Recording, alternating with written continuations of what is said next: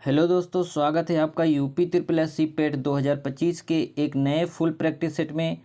तो आज हम लोग करेंगे यूपी ट्रिपल एस सी 2025 के लिए एक फुल प्रैक्टिस सेट। तो चलिए देखते हैं आपका पहला क्वेश्चन क्या है। निम्नलिखित में से वैदिक साहित्य का सही क्रम कौन सा है। दोस्तों, आपको पता होगा भारतीय इतिहास को जानने के लिए बहुत सारे स्रोत थे, जिसमें एक वैदिक साहित्य भी महत्वपूर्ण स्रोत है। तो इसमें जो सबसे सही क्रम है वो है, सबसे पहले आता है वैदिक संहिताएं, उसके बाद ब्राह्मण, उसके बाद आरण्यक, उसके बाद क्या है, उपनिषद है। आपका जो राइट आंसर है वो है ए। उपनिषद से याद रखिएगा, टोटल जो उपनिषद है वो कितने हैं, 108 हैं। और अगर आपसे पूछा जाता है सत्यमेव जयते किस उपनिषद से लिया गया है, तो आप कहेंगे मुंडकोपनिषद से लिया गया है। पहले क्वेश्चन में इतना ही याद रखिएगा। दूसरा क्वेश्चन देखना क्या है। दूसरा क्वेश्चन है कि जैन धर्म में संलेखना से तात्पर्य क्या है। दोस्तों, आपको पता होगा जैन धर्म टोटल 24 तीर्थंकर हुए थे, जिसमें 23वें पार्श्वनाथ थे और 24वें कौन थे, तो महावीर स्वामी थे। तो उसमें जैन धर्म से जो रिलेटेड है संलेखना, वो क्या होता है, वो प्राण त्यागने की एक पद्धति होती है, जिसमें भूखे प्यासे रह के इंसान अपने प्राणों को त्याग देता है।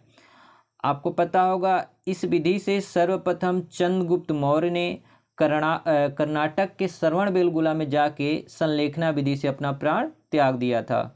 ठीक है, जब वहाँ पे क्या पड़ा था, सूखा पड़ा था, अकाल पड़ा था।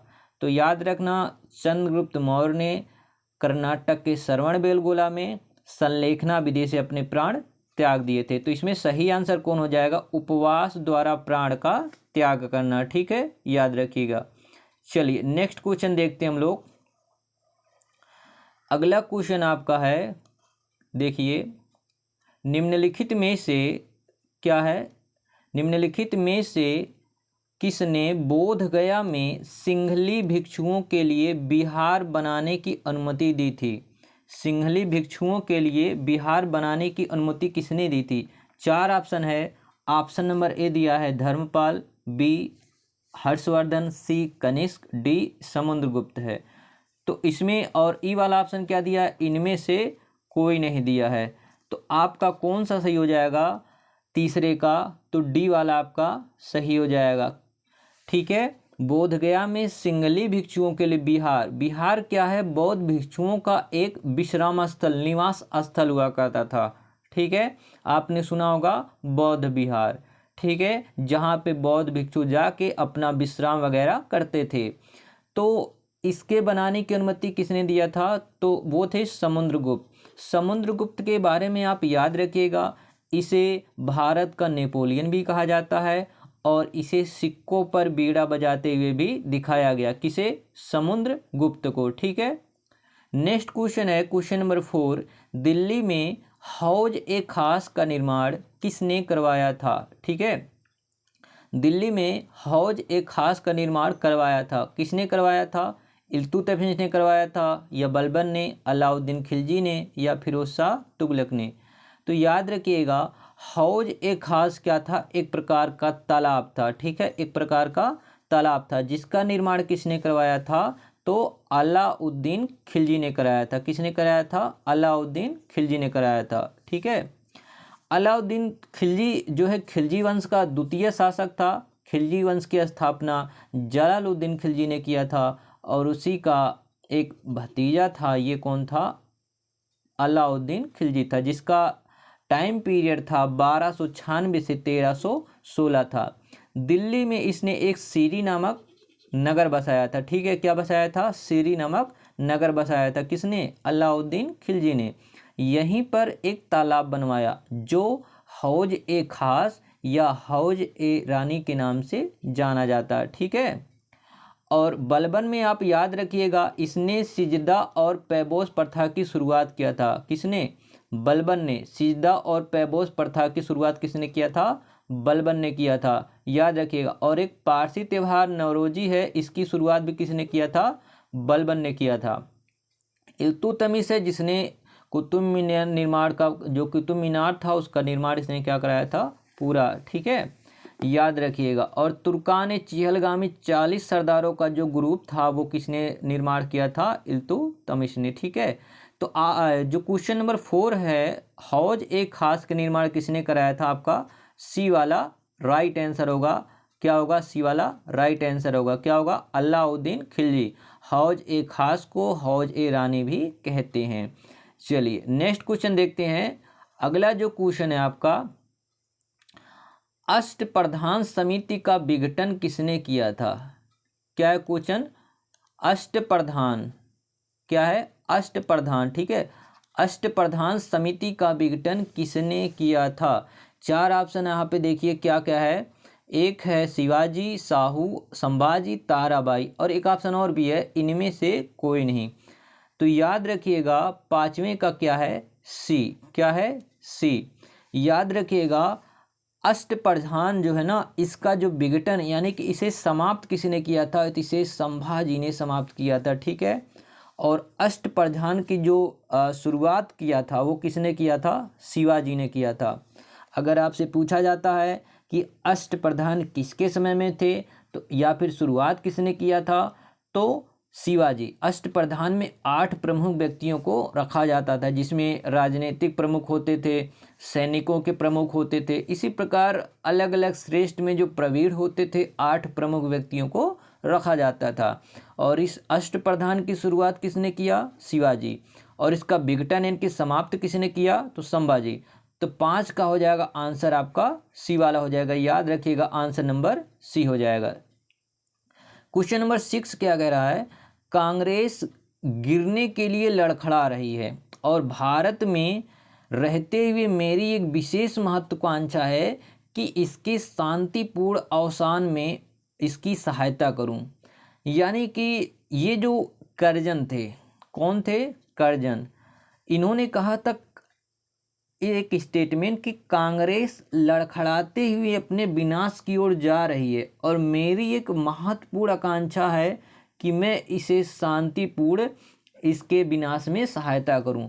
ठीक है, तो ये किसका स्टेटमेंट था? तो कर्जन का था। ठीक है, और कर्जन ने ही क्या किया था? बंगाल का विभाजन किया था। कब? 1905 में। ठीक है, बंगाल का विभाजन किया था। ठीक है, याद रखिएगा।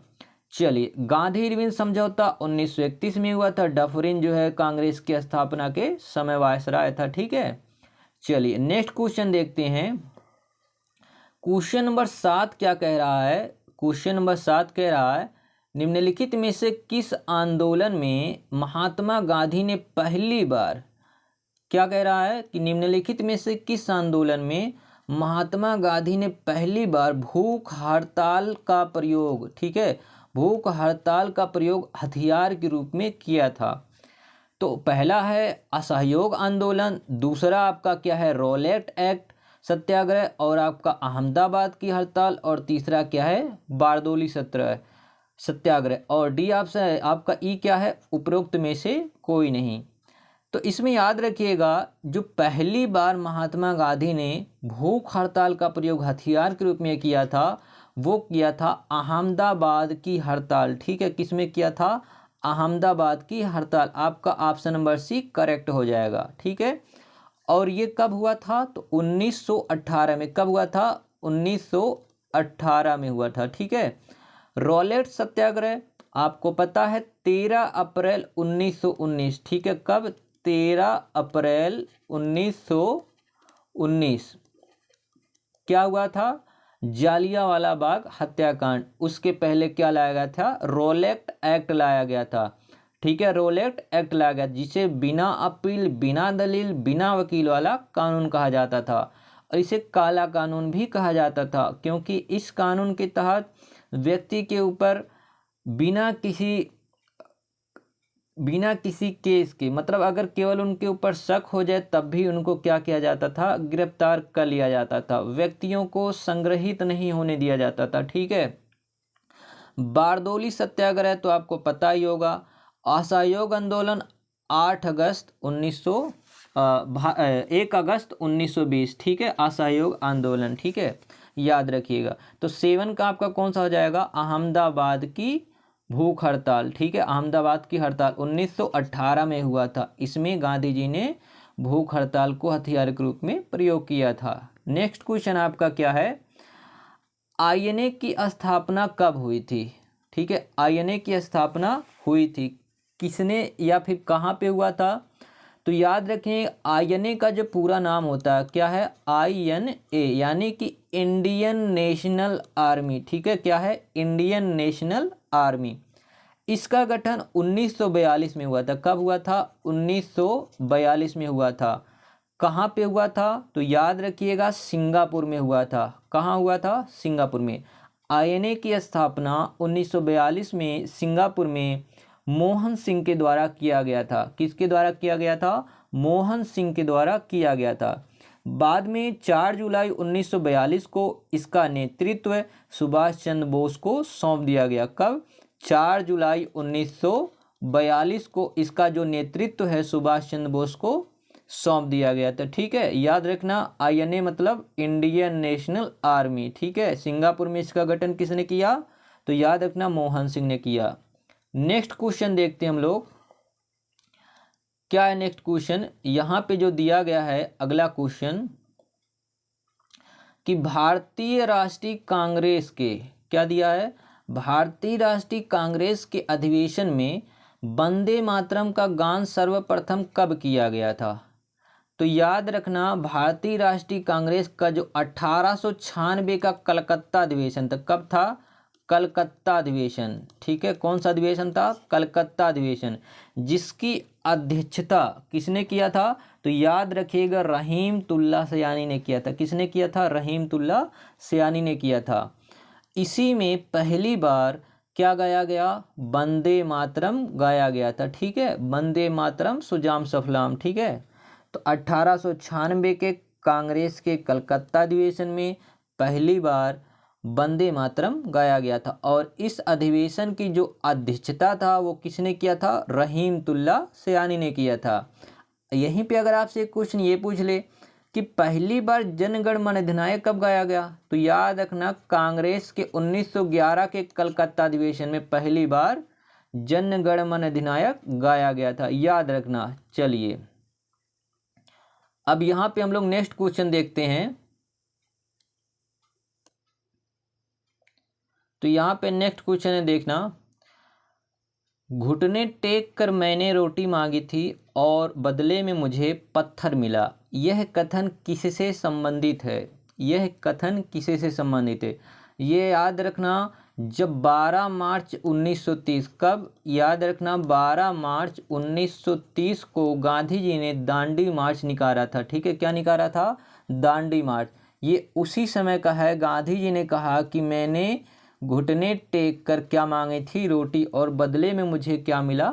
पत्थर मिला। ठीक है, दांडी मार्च कब हुआ? तो याद रखना 12 मार्च 1930 को हुआ था।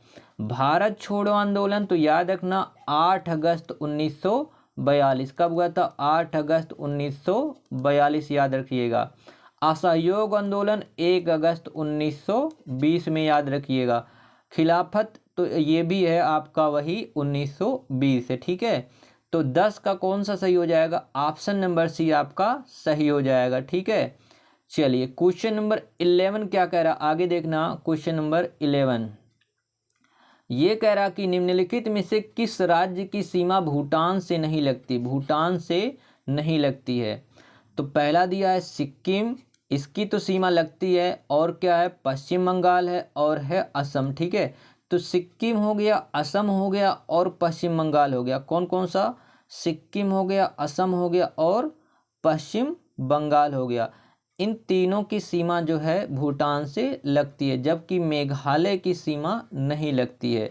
ठीक है, क्या है? मेघालय की सीमा नहीं लगती है। तो याद रखना केवल आपका कौन सा हो जाएगा? सी, केवल 4, यानी कि मेघालय की सीमा भूटान से नहीं लगती है। ठीक है, चलिए आगे बढ़ते हैं। क्वेश्चन नंबर 12 आपका क्या कह रहा है, देखना। मरुस्थल क्या है? यहाँ पे दिया गया है कि मरुस्थल परिभाषित किया जाता है उस क्षेत्र के रूप में जहाँ, देखिए मरुस्थल क्या होता है? जहाँ पे वार्षिक वर्षा क्या होता है? कम होता है। जितनी चाहिए औसतन औसतन से क्या होता है, वहाँ पे वर्षा कम होती है। ठीक है, तो यहाँ पे तापमान 42 डिग्री से ऊपर अधिक रहता नहीं, कोई पादप न पाया जाता हो नहीं। तो ये ऑप्शन नंबर जो आपका सी दिया गया है, वार्षिक वर्षा 25 सेंटीमीटर से कम होती है। ठीक है, और ऐसे क्षेत्रों में क्या होता है, मरुस्थल होता है। ठीक है, तो मरुस्थल परिभाषित किया जाता है उस क्षेत्र के रूप में जहाँ पे वार्षिक वर्षा क्या होता है, 25 सेंटीमीटर से कम होता है। ठीक है, इसको याद रखिएगा। क्वेश्चन नंबर 13 भी देख लीजिए यहीं पे। जब ग्रीनविच में मध्याह्न है, एक जगह का स्थानीय समय 5 बजे सायं है, निम्नलिखित में से वह कौन सा यामोत्तर है जिस पर उपयुक्त जगह अवस्थित है। तो आपको पता है यहाँ पे कि एक देशांतर के बढ़ने पर कितने डिग्री का अंतर आ जाता है, तो याद रखना 4 मिनट का अंतर आ जाता है। ठीक है, एक देशांतर के चेंज होने पे 4 मिनट का क्या हो जाता है, अंतर आ जाता है। 13 का जो सही आंसर वो क्या है, 75 डिग्री पूरब है। ठीक है, सायं 5 बजे है तो सही अवस्थिति क्या होगा उसका, 75 डिग्री पूरब होगा। ठीक है, नेक्स्ट क्वेश्चन आपका दिया है क्वेश्चन नंबर 14, देखिएगा। निम्नलिखित में से कौन सी नदी ज्वार बनाती है। ठीक है, क्या है, निम्नलिखित में से कौन सी नदी ज्वार बनाती है। देखना, जो भारत में पूरब की ओर बहने वाली नदियां हैं वो प्रायः ज्वार बनाती, क्या बनाती हैं, ज्वार बनाती हैं। ठीक है, अब देखना यहाँ पे पहला ऑप्शन है महानदी, यहाँ पे दूसरा ऑप्शन है हुगली, तीसरा ऑप्शन है गोदावरी और क्या है यहाँ पे कावेरी है। तो क्वेश्चन नंबर 14 का याद रखना, ये हुगली है जो कि कहाँ पे, ठीक है, पश्चिम बंगाल में बहती है। ठीक है, पश्चिम बंगाल में बहती है। ये प्रायः क्या बनाती है, ज्वार का निर्माण करती है। और ये गंगा की वितारिका भी है। ठीक है, क्या है, गंगा की वितारिका हुगली में, याद रखिएगा। ठीक है, ये क्या बनाती है, ज्वार। ठीक है, गोदावरी नदी को बूढ़ी गंगा या दक्षिण भारत की गंगा भी कहते हैं, याद रखिएगा। चलिए, क्वेश्चन नंबर 15 आपका क्या कह रहा है, ये कह रहे हैं कि निम्नलिखित में से किन जिलों में भारत की सबसे बड़ी अभ्रक मेखला पाई जाती है। यानी कि अभ्रक का सबसे बड़ा पेटी कहाँ पाया जाता है, तो ये याद रखिएगा, जो आपका हजारीबाग है, बिहार का गया मुंगेर है और कोडरमा है। ठीक है, इन चारों जगह पे क्या पाया जाता है, अभ्रक का मेखला पाया जाता है सबसे बड़ी मात्रा में। ठीक है, कहाँ कहाँ, हजारीबाग बिहार में जो स्थित है ये गया और मुंगेर, और ये गया मुंगेर कहाँ है, बिहार में। ठीक है, और क्या है, ये कोडरमा है। यहाँ पे प्रमुखता अभ्रक की मेखला या अभ्रक की पेटी पाई जाती है। ठीक, नेक्स्ट क्वेश्चन है क्वेश्चन नंबर 16। इसमें कह रहे हैं कि भारतीय संविधान के अनुच्छेद 14 में प्रयुक्त वाक्यांश कानून के समक्ष समानता किस देश के संविधान से लिया गया है। देखना, आर्टिकल जो 14 है उसमें क्या क्या आ गया है, कानून के समक्ष समता या विधि के सामने समानता, यानी कि कानून सबके लिए समान है, वो गरीब हो या अमीर हो, बड़ा हो या छोटा हो, कोई भेदभाव नहीं किया है। ये है विधि के समक्ष समता। ठीक है, तो ये किस देश के संविधान से लिया गया है, तो याद रखना 16 का आपका हो जाएगा ए। कहाँ से लिया गया है, ब्रिटेन के संविधान से लिया गया है। यहाँ पे जो ऑप्शन नंबर बी है, संयुक्त राज्य अमेरिका। याद रखना, मूल अधिकार कहाँ से, अगर आपसे पूछता है कि मूल अधिकार कहाँ से लिया गया है तो आप कहेंगे संयुक्त राज्य अमेरिका से। कनाडा से अगर पूछा जाए तो संघवाद कहाँ से लिया गया है, कनाडा से। तभी तो कहा जाता है भारत का संघवाद किसके निकट है, कनाडा के निकट है। अगर फ्रांस से पूछा जाए क्या लिया गया है तो आप कहना गणराज्य। ये जो वर्ड है, ये चीज़ कहाँ लिया गया, कॉन्सेप्ट गणराज्य का फ्रांस से लिया गया है। तो क्वेश्चन नंबर 16 का सही आंसर हो जाएगा ए, ब्रिटेन हो जाएगा। विधि के समक्ष समता कहाँ से लिया गया है, ब्रिटेन से लिया गया है। नेक्स्ट क्वेश्चन देखना आप, क्वेश्चन नंबर 17 क्या है, निम्नलिखित में से राज्य के नीति निर्देशक सिद्धांतों के विषय की पहचान कीजिए।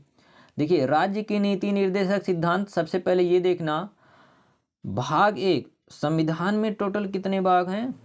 तो आप याद रखना 22 भाग, ठीक है। कितने हैं? 22 भाग, 395 अनुच्छेद हैं, 12 अनुसूचियां, ठीक है। मूलतः देखेंगे आप तो इसमें जैसे भाग 1 है, भाग 1 क्या कहता है कि संघ और राज्य क्षेत्र, भारत के संघ और उसके राज्य क्षेत्र, ठीक है। भाग 2 क्या कहता है? तो ये कहता है नागरिकता, ठीक है। क्या कहता है? सिटीजनशिप, नागरिकता की बात करता है। भाग 3 क्या कहता है? तो याद रखना ये फंडामेंटल राइट यानी कि मूल अधिकार की बात करता है। भाग 4 आपका क्या है? तो याद रखना डीपीएसपी है, ठीक है। डीपीएसपी है यानी कि directive principle of state policy, यानी कि राज्य की नीति निर्देशक तत्व संविधान के किस भाग में है? तो याद रखना भाग 4 में है, ठीक है। और भाग 4 का में क्या है? मौलिक कर्तव्य है। ये भाग 4 जो है आपका कहाँ से कहाँ तक है? अनुच्छेद 36 से 51 तक है। कहाँ से कहाँ तक है? अनुच्छेद 36 से 51 तक आता है क्या? राज्य की नीति निर्देशक सिद्धांत। इसमें कुछ महत्वपूर्ण आर्टिकल याद रखिएगा, जैसे आर्टिकल हो गया 40 हो गया। क्या हो गया? आर्टिकल 40। ग्राम पंचायत का संगठन किस में है? अनुच्छेद 40 में है, ठीक है। किस में है? अनुच्छेद 40 में है। अनुच्छेद 44 याद रखना, यूसीसी समान नागरिक संहिता किस में है? अनुच्छेद 44 में है, ठीक है। अनुच्छेद 48 याद रखना, बहुत इंपॉर्टेंट है, कृषि एवं पशुपालन संगठन, ठीक है। और इसके अलावा 48 का याद रखना, पर्यावरण संरक्षण एवं वन्य जीवों की रक्षा। अनुच्छेद 51 रखना, अंतर्राष्ट्रीय शांति एवं सुरक्षा, ठीक है। इतना आप याद रखिएगा। उसके बाद अनुच्छेद 51 का में क्या आ जाता है आपका? मौलिक कर्तव्य, जो कि रूस के संविधान से लिया गया था। सरदार स्वर्ण सिंह समिति की सिफारिश पर 42वां संविधान संशोधन 1976 के द्वारा जोड़ा गया था। क्या? मौलिक कर्तव्य। तो यहाँ पे अपने टॉपिक पे आते हैं। क्वेश्चन नंबर 17 आपका कह रहा है कि राज्य के नीति निर्देशक सिद्धांतों की पहचान कीजिए। पहला है मद्य निषेध, फैक्ट्रियों एवं खानों में बाल श्रम निषेध। तीसरा है बेगार अथवा बलात् श्रम निषेध। और चौथा क्या है? अस्पृश्यता है। तो यहाँ पे आप देखेंगे अगर ऑप्शन 2, 3, 4 ये तीनों आपका किस में आता है? फंडामेंटल राइट में आ जाता है। क्या? ऑप्शन जो 2 है, ऑप्शन 3 है और 4, तो ये तीनों तो नहीं होगा, ठीक है। ये तीनों नहीं होगा क्योंकि ये मूल अधिकार में, जैसे क्या आपका दिया गया है, ध्यान देना, दिया गया अस्पृश्यता। अनुच्छेद 17 में अस्पृश्यता का अंत की बात किया गया है। और ये अनुच्छेद 23 और 24 देखोगे, जिसमें 24 घंटों में बालकों के काम पर रोक है। कारखानों में बालकों को नियुक्त नहीं किया जा सकता है अगर उनका जैसे एक एज कम है, 6 से 14 वर्ष से आयु कम है, तो उनको नियुक्त नहीं किया जा सकता है, ठीक है। तो ये 2, 3, 4 ये तो मूल अधिकार में हो जाएगा। आपका जो मद्य निषेध है ये किस में आ जाएगा? आपका डीपीएसपी में। तो आपका क्वेश्चन नंबर 17 का जो सही आंसर होगा वो क्या होगा? 1 सही हो जाएगा, ठीक है, मद्य निषेध। चलिए अब हम लोग नेक्स्ट क्वेश्चन की बात करते हैं, देखना ध्यान से।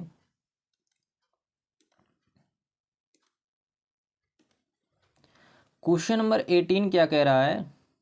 देखना, ये कह रहे हैं कि संविधान के द्वारा केंद्र और राज्यों के बीच राजस्व का बंटवारा किया गया है अधिकतर कनाडा के संविधान के अनुसार, अमेरिका के संविधान के अनुसार, भारत सरकार के 1935 के अधिनियम के अनुसार, स्विट्जरलैंड के संविधान के अनुसार, इनमें से कोई नहीं। तो ये आप याद रखिएगा, यहाँ पे जो है जो मैक्सिमम लिया गया ये कहाँ से? तो भारत सरकार के 1935 के अधिनियम के अनुसार ज़्यादातर तो जो है केंद्र और राज्यों के बीच राजस्व का बंटवारा किया गया है। अगर आपसे पूछा जाए वार्षिक वित्तीय वितरण क्या है? वार्षिक वित्तीय वितरण तो ये किस आर्टिकल में आता है? तो आप याद रखिएगा आर्टिकल 112 अनुच्छेद 112 में क्या करता है? वार्षिक वित्तीय वितरण की बात करता है। और अगर आपसे धन विधेयक की बात करता है तो याद रखना धन विधेयक 110 में आता है। मनी बिल किस में आता है? 110 में आता है। और वार्षिक वित्तीय वितरण किस में आता है? अनुच्छेद 112 में आता है। नेक्स्ट क्वेश्चन आपका ये है क्वेश्चन नंबर 19। ये कह रहा है कि उच्चतम न्यायालय के न्यायाधीशों का वेतन निर्धारण किसके द्वारा किया जाता है? उच्चतम न्यायालय के न्यायाधीशों का निर्धारण किसके द्वारा किया जाता है? तो याद रखिएगा पार्लियामेंट के द्वारा। किसके द्वारा? संसद के द्वारा किया जाता है क्या? वेतन। अगर पूछा जाए कि जो प्रमुख पदाधिकारी हैं उनके वेतन के बारे में भारतीय संविधान की किस अनुसूची में है? तो याद रखिएगा सेकंड अनुसूची में है। ठीक है, किस में है? सेकंड अनुसूची में है, जो कि वेतन भत्ते के बारे में बात करता है। ठीक है, याद रखिएगा इसमें।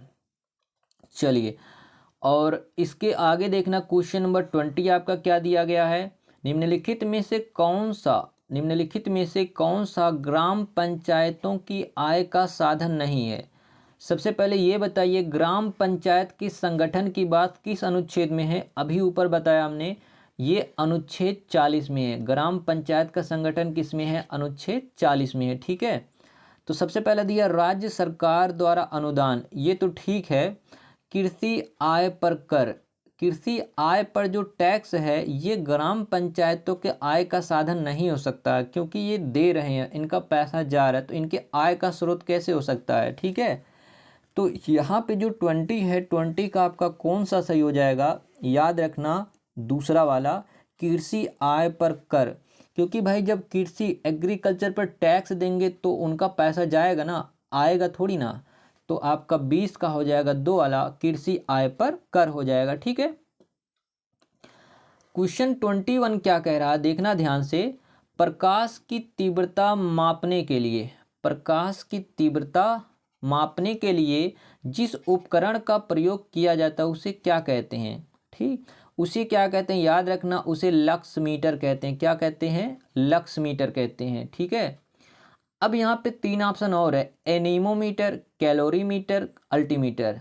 जरा कमेंट करना ये कहाँ कहाँ पे यूज होता है। ठीक है, तो चलिए हम लोग देख लेते हैं इसे। अल्टीमीटर का प्रयोग क्या किया जाता है? अल्टी का मतलब होता है अल्टीट्यूड, और अल्टीट्यूड का मतलब क्या होता है? हाइट।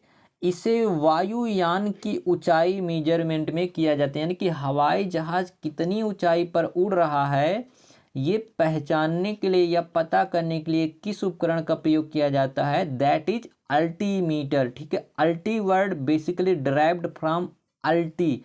ठीक है, अल्टीमीटर। ठीक है, अल्टीट्यूड, अल्टीट्यूड का मतलब क्या? हाइट, अल्टीट्यूड से क्या बन गया? अल्टीमीटर। ठीक है, तो वायुयान की ऊंचाई मीटर के लिए तो क्या है? अल्टीमीटर।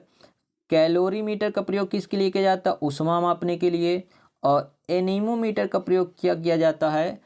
तो याद रखना वायु वेग मापने के लिए। ठीक है, याद रखना। तो क्वेश्चन नंबर 21 का आपका जो सही आंसर होगा वो होगा सी, लक्स मीटर हो जाएगा।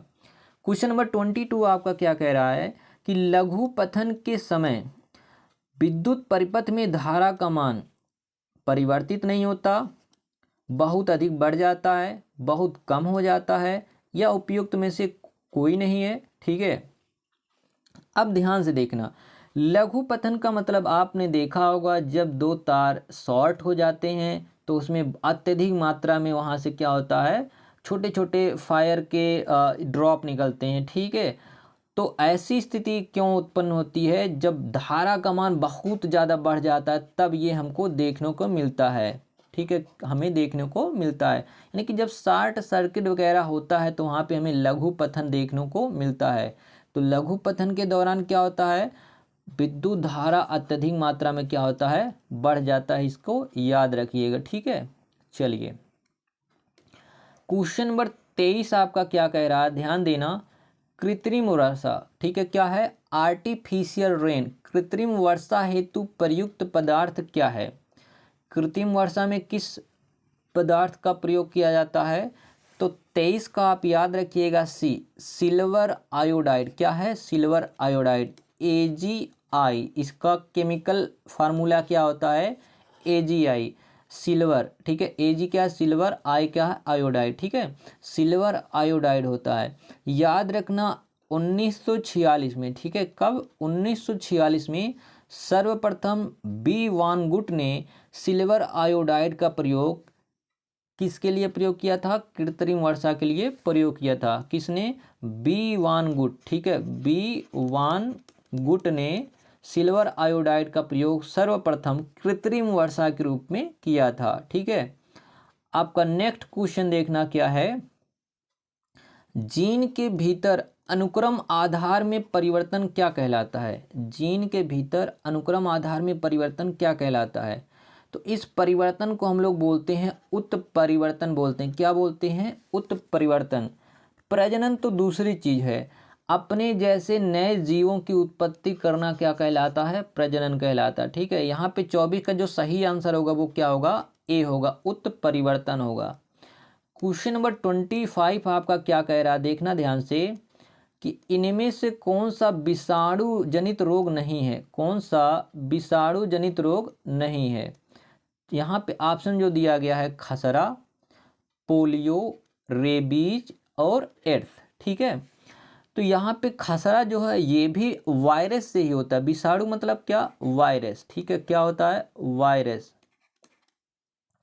तो खसरा भी वायरस से होता है, पोलियो भी वायरस से होता है, और रेबीज भी क्या होता है? वायरस से ही होता है, और एड्स भी वायरस से होता है। तो कहने का मतलब ये है इनमें से कोई नहीं। क्या हो जाएगा? ऑप्शन नंबर ई आपका सही हो जाएगा, इनमें से कोई नहीं। एड्स के बारे में देखना, अगर आपसे पूछा जाता एलिसा परीक्षण, ठीक है, कौन सा परीक्षण? एलिसा परीक्षण किस रोग में किया जाता है या किस रोग की जांच के लिए किया जाता है? तो एड्स की जांच के लिए किया जाता है। ठीक है, एड्स की जांच के लिए। एड्स का अगर पूरा नाम पूछा जाए तो एक्वायर्ड इम्यूनो डिफिशियंसी सिंड्रोम होता है। क्या होता है? Acquired immuno deficiency syndrome. और 1 दिसंबर को विश्व एड्स दिवस भी मनाया जाता है। ठीक है, तो एलिसा परीक्षण किस रोग में किया जाता है? एड्स रोग में। ठीक है, और एड्स का पूरा नाम क्या होता है? Acquired immuno deficiency syndrome. 1 दिसंबर को विश्व एड्स दिवस मनाया जाता है। और एड्स में एक परीक्षण होता है HIV परीक्षण। ठीक है, ह्यूमन इम्यूनो वायरस ये होता है। ठीक है, एड्स में। ठीक है, रेबीज आपको पता है कुत्ते बिल्ली आदि के काटने से हमें होता है। ठीक है, क्या है? कुत्ते बिल्ली आदि के काटने से होता है। ठीक है, चलिए याद रखिएगा। यहाँ पे 25 का क्या हो जाएगा? ऑप्शन नंबर ई सही हो जाएगा, यानी कि इनमें से कोई भी नहीं है जो विषाणु जनित रोग नहीं है। ठीक है, बाकी ये भी विषाणु जनित है, ये भी विषाणु जनित है, ये भी विषाणु जनित है, और ये भी विषाणु जनित है। अब हम लोग चलते हैं क्वेश्चन नंबर 26 के पे चलते हैं। किस पे? 20। क्वेश्चन नंबर 26 ये कह रहा है कि अनवरत योजना भारत में कब लागू की गई थी? अनवरत योजना भारत में कब लागू की गई थी? तो याद रखना यहाँ पे अनवरत योजना, जिसको रोलिंग प्लान भी कहते हैं। क्या कहते हैं? Rolling plan. ठीक है, क्या कहते हैं? Rolling plan. ठीक है, रोलिंग प्लान भी कहते हैं। इसकी जो शुरुआत की गई थी, याद रखना, इसकी शुरुआत कब की गई थी? तो 1978 से 79। कब? 1978 से 79 के दौरान इसकी शुरुआत किया गया था। ठीक है, 1978 से 79। रोलिंग प्लान में याद रखना जनता सरकार द्वारा उस समय इसकी शुरुआत किया गया था। किसके? जनता सरकार द्वारा। यह योजना गुन्नार मेडर द्वारा प्रतिपादित किया गया था। इसी के दौरान ट्राइसेम की शुरुआत की गई थी। किसकी? ट्राइसेम की शुरुआत भी इसी के दौरान किया गया था। और ट्राइसेम की स्थापना कब हुआ था? तो याद रखना 15 अगस्त 1979 में इसकी स्थापना हुआ था। तो याद रखना, बहुत इंपॉर्टेंट क्वेश्चन है कि अनवरत योजना की जो लागू की गई थी वो कब की गई थी? 1978-79 के दौरान। किस सरकार द्वारा? उस समय जनता दल की सरकार थी। ठीक है, और अनवरत योजना को रोलिंग प्लानिंग भी कहते हैं, याद रखिएगा। क्वेश्चन नंबर 27 ये कह रहा है कि जीएसटी किस तरह का कर है? जीएसटी किस तरह का कर है? तो जीएसटी एक प्रकार का इनडायरेक्ट टैक्स है, अप्रत्यक्ष कर है। जीएसटी कैसा है? तो एक प्रकार का अप्रत्यक्ष कर है। ठीक है, कई लगभग 30 प्लस, क्या है? 30 प्लस लगभग अप्रत्यक्ष कर जितने भी थे, यानी कि लगभग 30 प्लस इनडायरेक्ट टैक्सेस को मिला के इनडायरेक्ट टैक्सेस को मिला के जीएसटी की मतलब निर्माण किया गया। और पता है कि 1 जुलाई 2017 भारत में कब लागू हुआ था? 1 जुलाई 2017 को जीएसटी क्या हुआ था? लागू हुआ था। ठीक है, कब हुआ था? 1 जुलाई 2017 को। और जीएसटी का पूरा नाम क्या होता है? Goods and services tax. ठीक है, goods and services tax, Hindi में इसको बोलते हैं वस्तु एवं सेवा कर बोलते हैं। ठीक है, याद रखिएगा। जीएसटी एक प्रकार का क्या है? अप्रत्यक्ष कर है।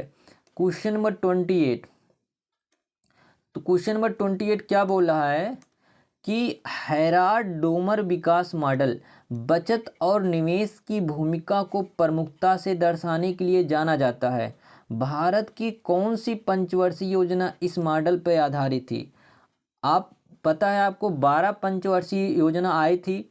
15 मार्च 1950 को 15 मार्च 1950 को इसकी स्थापना की गई जवाहरलाल नेहरू के समय में। ठीक, टोटल 12 पंचवर्षीय योजना हुआ था। ठीक है, और पंचवर्षीय योजना के स्थान पे बाद में क्या किया गया? 1 जनवरी 2015 को 1 जनवरी 2015 को क्या लाया गया था? नीति आयोग लाया गया था। ठीक है, नीति का पूरा नाम क्या आता है? NITI। ठीक है, नीति का national institution for transforming India. तो योजना आयोग के स्थान पे क्या लाया गया था? नीति आयोग। नीति आयोग कब लागू किया गया? 1 जनवरी 2015 को। ठीक है, अगर आपसे पूछा जाता है इसकी स्थापना योजना आयोग की कब, तो 15 मार्च 1950 को जवाहरलाल नेहरू के समय में। ठीक है, तो हेराल्ड डोमल जिस था ये पहली पंचवर्षीय योजना था। ठीक है, कब? हेराल्ड डोमल जो था पहली पंचवर्षीय योजना किस मॉडल पे आधारित था? तो हेराल्ड डोमल मॉडल। दूसरा क्या था? पीवी महालनोबिस। ठीक है, पहली पंचवर्षीय योजना में प्रमुखता कृषि पे ध्यान दिया गया। ठीक है, किस में ध्यान दिया गया था? कृषि पे ध्यान दिया गया था, याद रखिएगा। चलिए नेक्स्ट क्वेश्चन है कि नागर विमानन मंत्रालय द्वारा क्या कह रहा है कि नागर विमानन मंत्रालय द्वारा शुरू की गई उड़ान में ए का क्या तात्पर्य है? उड़ान में ए का क्या तात्पर्य है? तो यहाँ पे अगर आप देखेंगे उड़ान में, तो इसको थोड़ा सा ब्रेक करते हैं, यूडी को एक साथ करते हैं, ए हो गया और यहाँ पे क्या हो गया? आपका एन हो गया। ठीक है, तो यूडी का मतलब क्या हो गया? उड़े। ठीक है, क्या हो गया? उड़े हो गया। 29 में याद रखना, उड़े। ठीक है, यूडी से होगा उड़े देश। ठीक, क्या हो जाएगा? उड़े देश। ठीक है, उड़े देश का आम नागरिक। उड़े देश का आम नागरिक। ए से क्या है? आम। ठीक है, और आपका एन से क्या हो जाएगा? नागरिक हो जाएगा। क्या हो जाएगा? नागरिक। ठीक है, तो उड़ान का पूरा नाम क्या है? उड़े देश का आम नागरिक। ठीक है, इसमें तो ए का क्या आशय है? आम हो गया। ठीक है, क्या है? ए का आशय क्या है? यहाँ पे आम है। ठीक है, याद रखिएगा। इसकी शुरुआत अक्टूबर 2016 में कब किया गया था? अक्टूबर 2016 में इसकी शुरुआत किया गया। किसकी? उड़ान की। ठीक है, याद रखिए ना, कब किया गया था? तो अक्टूबर 2016 में इसकी शुरुआत किया गया था। किसकी? उड़ान की। उड़ान का फुल फॉर्म क्या होता है? उड़े देश का आम नागरिक। ठीक है, अब नेक्स्ट क्वेश्चन की बात करते हैं। क्वेश्चन नंबर 30 ये कह रहा है निम्नलिखित में से कौन संपत्ति के श्रम विभाजन से संबंधित है? किसके? संपत्ति के श्रम विभाजन। ऑप्शन ए है एडम स्मिथ, ऑप्शन बी है जॉन लॉक, ऑप्शन सी है JS मिल, ऑप्शन डी है JJ रूसो। चलिए बताइए कौन सा होगा? आया? चलिए बता देते हैं। इसमें जो आपका 30 दिया गया है संपत्ति के श्रम विभाजन सिद्धांत, इसमें जो किससे संबंधित है? तो जॉन लॉक से संबंधित। किससे संबंधित है? John Locke. ऑप्शन बी आपका करेक्ट हो जाएगा। थोड़ा सा JS मिल के बारे में भी याद रखिएगा। इन्होंने न्यूनतम त्याग का सिद्धांत दिया था। न्यूनतम त्याग का सिद्धांत किसने दिया था? तो JS मिल ने दिया था। ठीक है, क्वेश्चन नंबर 31 क्या कह रहा है? हेमिस महोत्सव पर किस धर्म का प्रभाव है? यानी कि हेमिस महोत्सव किस धर्म द्वारा मनाया जाता है? तो बेसिकली ये याद रखना, जो हेमिस महोत्सव है ये बौद्ध धर्म द्वारा, किसके द्वारा? बौद्ध धर्म द्वारा मनाया जाता है। और कहाँ पे? ये लद्दाख में, ठीक है। कहाँ पे? लद्दाख में मनाया जाता है, ठीक है। हेमिस महोत्सव कहाँ मनाया जाता है? लद्दाख में। और ये बौद्ध धर्म का एक महोत्सव है, ठीक है। किस धर्म का है? बौद्ध धर्म का। तो ऑप्शन में आपका क्या दिया गया? पारसी दिया गया, इस्लाम दिया गया है, जैन दिया गया है, हिंदू दिया गया है, यानी कि इनमें से कोई नहीं। आपका ऑप्शन ई करेक्ट हो जाएगा।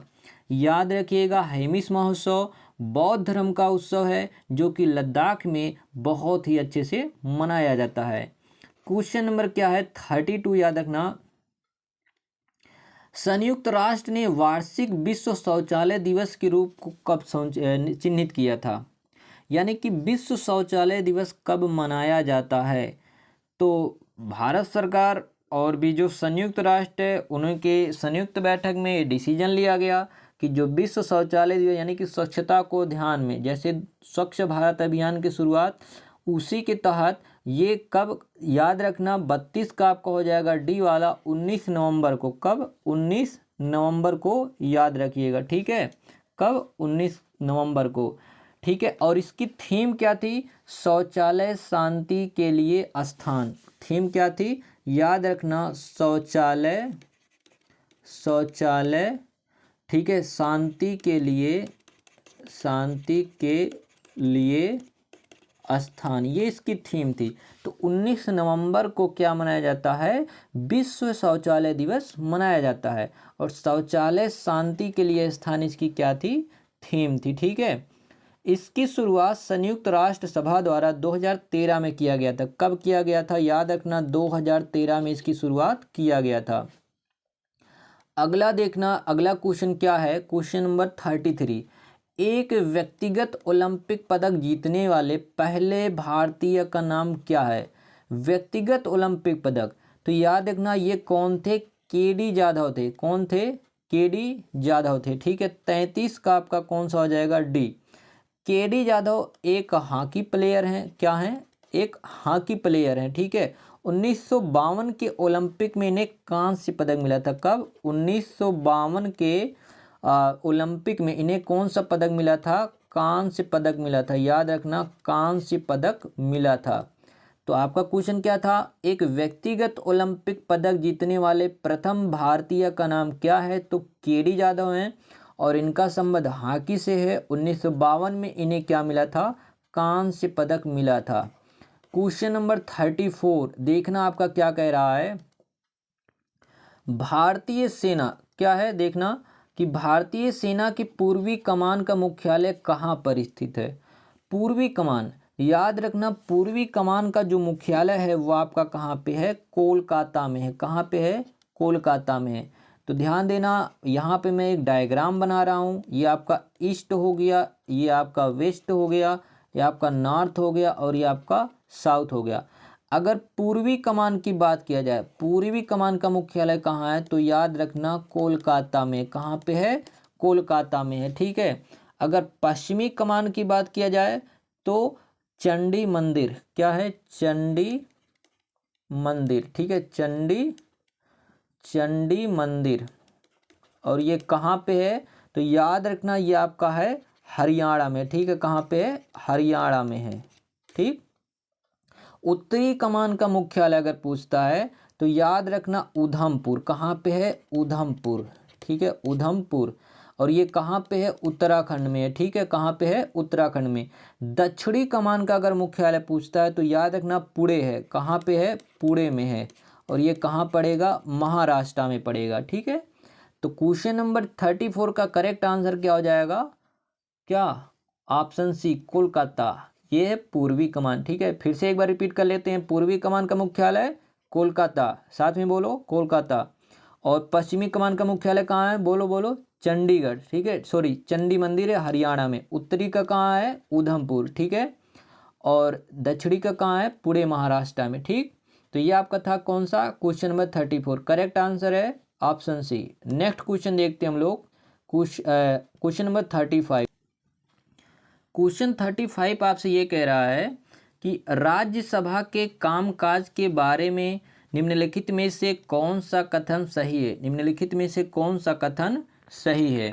तो यहाँ पे एक चीज़ ध्यान देना कि जैसे पार्लियामेंट होता है, पार्लियामेंट बोले तो संसद, ठीक है, ये इसके दो सदन होते हैं, संसद के दो सदन होते, एक होता है लोकसभा और एक होता क्या, राज्यसभा होता है, ठीक।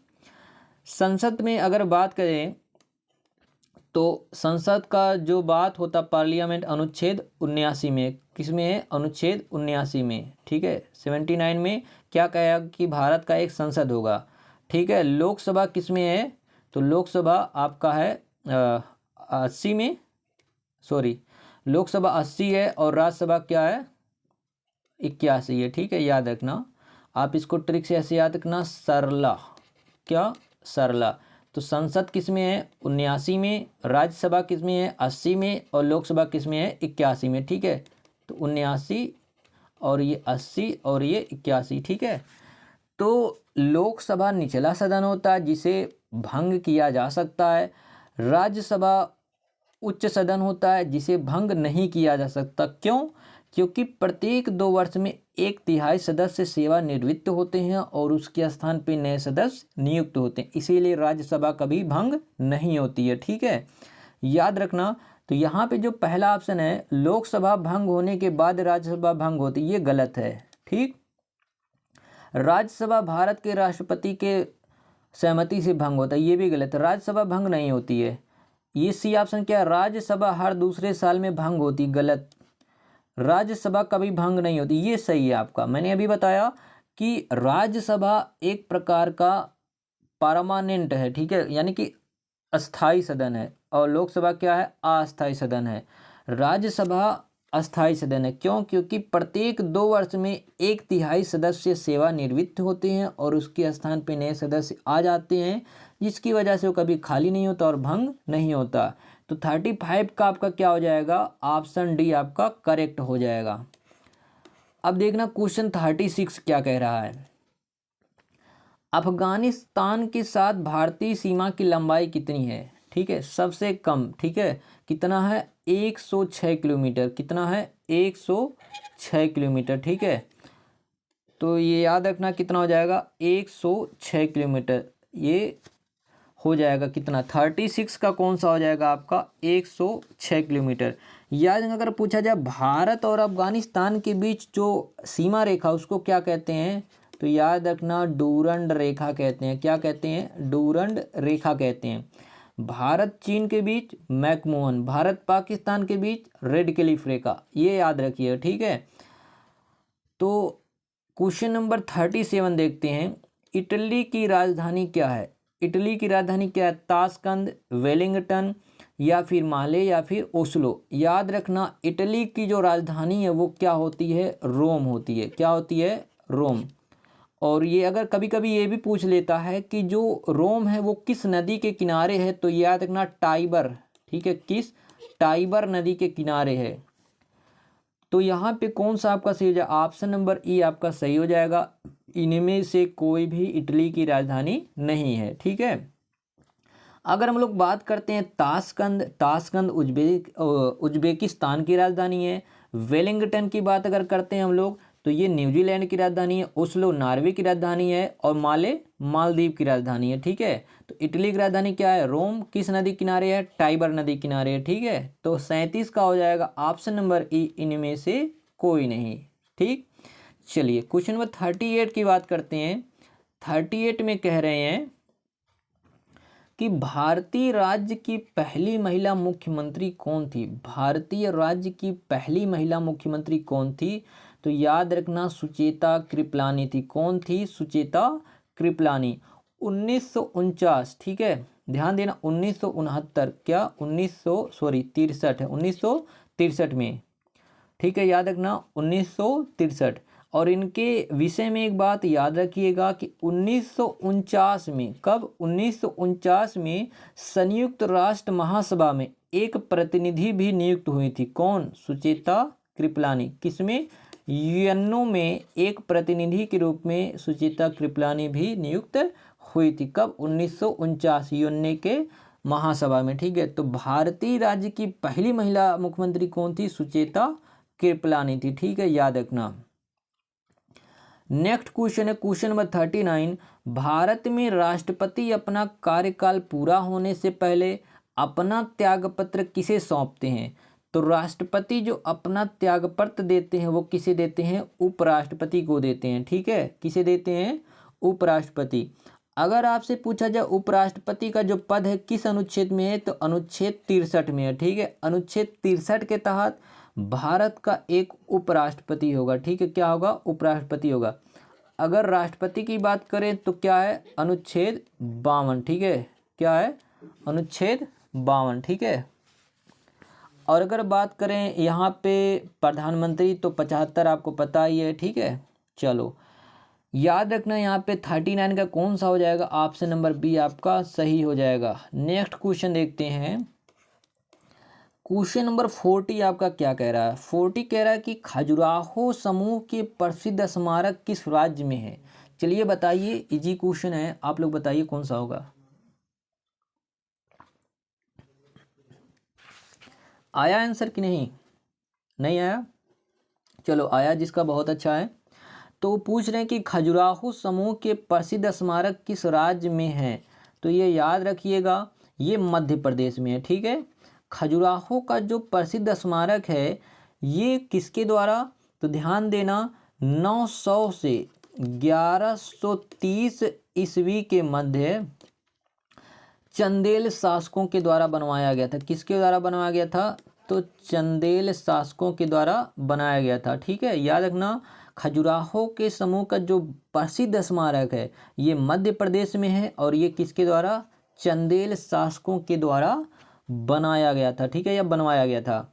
और यहीं पर याद रखना एक चीज़ और है, कंदरिया का महादेव मंदिर। क्या है? कंदरिया का महादेव मंदिर भी यहीं पर है। कहाँ पे? मध्य प्रदेश में। ठीक है, चलिए क्वेश्चन नंबर 41 की बात करते हैं। ये कह रहा है कि निम्नलिखित में से सबसे छोटी भिन्न कौन सी है? सबसे छोटी भिन्न कौन सी है? तो इसको पहचानने के कई तरीके हो सकते हैं। एक क्रॉस मल्टीप्लाई करके भी देखते हैं हम लोग। ठीक है, वो थोड़ा लेंदी हो जाएगा। एक डिवाइड करके भी देख सकते हैं, कंपेयर करके भी देख सकते हैं। तो अगर हम डिवाइड करते हैं तो पहला देखना जो 6/11 है। ठीक है, यहाँ पे अप्रोक्स करोगे आपका 0 पॉइंट समथिंग आपका आ जाएगा, 0.54 के करीब आ जाएगा। यहाँ पे अगर आप देखोगे तो आपका 0.7 लगभग जाएगा। ठीक है, और यहाँ पे अगर आप देखोगे तो लगभग आपका 0.6, उसके बाद यहाँ पे देखोगे तो आपका 0.52 अप्रॉक्स यही आएगा। और यहाँ पे आप देखोगे कितना आ जाएगा, डिवाइड करोगे तो ये 50 हो जाएगा और आ जाएगा 0.8 के लगभग आ जाएगा। ठीक, जब डिवाइड करना आपका यही आएगा। तो यहाँ पे सबसे छोटा कौन है? तो आपको ये दिख रहा है 0.52 दिख रहा है, यानी कि 19/30 जो ये फ्रैक्शन है सबसे छोटी है। ठीक है, अब लोग डिवाइड करके देख सकते हैं।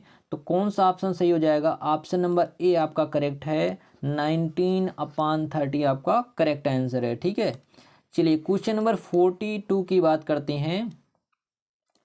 यहाँ पे कह रहा है कि यदि x/2y = 6/7 है तो x - y अपान में x + y + 14/19 का मान क्या होगा? तो सर्वप्रथम यहाँ पे देखो, ये आपका जो 2 है, अगर मैं इसको ट्रांसपोज कर देता हूँ, क्या कर देता हूँ, इस 2 को अगर मैं ट्रांसपोज कर देता हूँ यहाँ पे, इस 2 को यहाँ भेज देता हूँ। ठीक है, आपको दिख रहा होगा, अगर इस 2 को यहाँ पे भेज दिया जाए तो कितना हो जाएगा? x/y की जो वैल्यू हो जाएगी 12/7 हो जाएगा।